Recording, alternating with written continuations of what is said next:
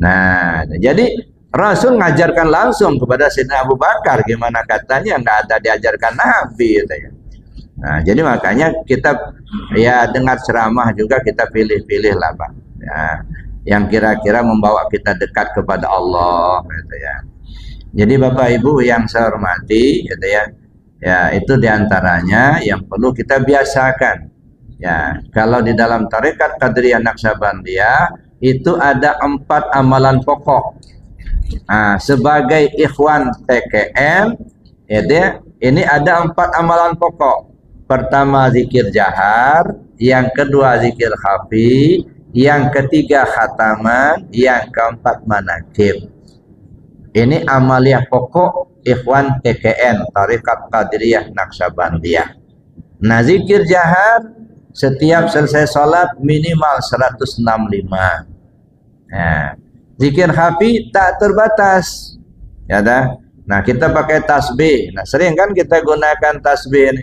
Cuman kalau kita lagi makan nggak bisa pula kita ngitung-ngitung tasbih. Ya dah. Padahal kita harus zikir terus. Ada tasbih yang nggak putus-putus, Pak. Kalau ini mah bisa putus ini. Ya dah. Udah lapuk itu talinya putus dia. Bubar. Ya dah. Nggak bisa ngitung-ngitung lagi, kita kalian jahit dulu. Nah, gunakan tasbih yang tak putus-putus. Apa? Detakan jantung.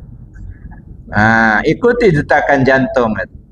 Nah, Allah, Allah, Allah, Allah. Itu nggak putus-putus. Nah, kalau dia berhenti, nah dikubur nanti. Nah, itu tasbih yang nggak putus-putus itu. Nah, ikuti detakan jantung. Karena kerjanya zikir itulah. Semenjak dia ditugaskan Allah ke tubuh kita ini nggak berhenti-berhenti zikir. Kalau sampai dia berhenti zikir, dead kita. Ada, itulah jantung kita nih. Maka saya bilang ada tasbih yang nggak pernah putus. Kalau ini bisa putus nih. Ya, detakan jantung. Ikuti saja itu. Nah, di mana saja kita berada. Nah, dia zikir terus. Cuman kalau nggak dibaringi dengan tubuh ini, dengan yang zahir, nah kita berdosa. Ya. Karena dia zikir terus, nah ini yang enggak gitu ya. Maka kita harus biasakan. Kita biasakan zikir khafi, zikir dalam hati. Nah, itu nanti ada zikir yang lain, tapi nanti ajalah. Ya, itu baru 2 itu.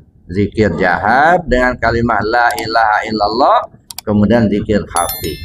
Nah, satu lagi itu namanya ampas, zikir ampusiyah. Mengikuti aliran nafas. Nanti ya zikir nafas itu kalau kata Syekh Muhammad Jamil, jadikan zikir ampusiyah itu sebagai penjaga pintu kematian. Sebab orang kalau mendekati ajal, ibarat berkata orang, kalau padang mahsyar sudah gempa, angin ribut pun sudah datang, itu alamat kiamat akan terjadi. Nah, udah siap-siap saja. Ya, padang mahsyar sudah gempa. Mana padang mahsyar? 2 jari di bawah pusat. Kalau orang mendekati ajal biasanya sudah begini ya. Kalau sekarang kan aman, tenang. Ya kan? Nah, belum nggak ada gempa. Nah, tapi begitu orang akan meninggal itu biasanya 2 jari di bawah pusat sudah mulai goyah.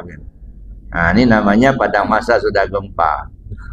Nah, kalau padang mahsyar sudah gempa, angin ribut pun sudah datang. Sudah terengah-engah. Itu sudah angin ribut sudah datang. Nah, siap-siap sebentar lagi kiamat. Nah, ketika angin ribut datang, nafas terengah-engah, kalau nggak ada pegangan, mau pakai zikir apa? Ya dah. Hati nggak biasa zikir, pakai apa? Kita ingat Allah. Ya, nafas sudah terengah-engah, pakai apa? Kita akan kembali. Nah, di situ baru sadar pentingnya zikir. Maka ada jamaah yang ngomong ke saya, ada orang yang nggak senang zikir, Bu ya. Kata gimana? Ya udah biarin aja mumpung dia masih hidup. Nanti kalau sedekat ajal baru tahu dia pentingnya zikir. Nah, jadi udah. Jadi yang penting kita selamatkan diri kita. Orang lain nggak mau ngamal, ya silakan aja. Nggak ada dasar, nggak ada, ya sudah biarin aja. Ya. Nah, khawatirnya celaka, Pak. Ya, nah, mudah-mudahan kita diselamatkan oleh Allah baik di dunia maupun di akhirat. Amin. Allahumma amin.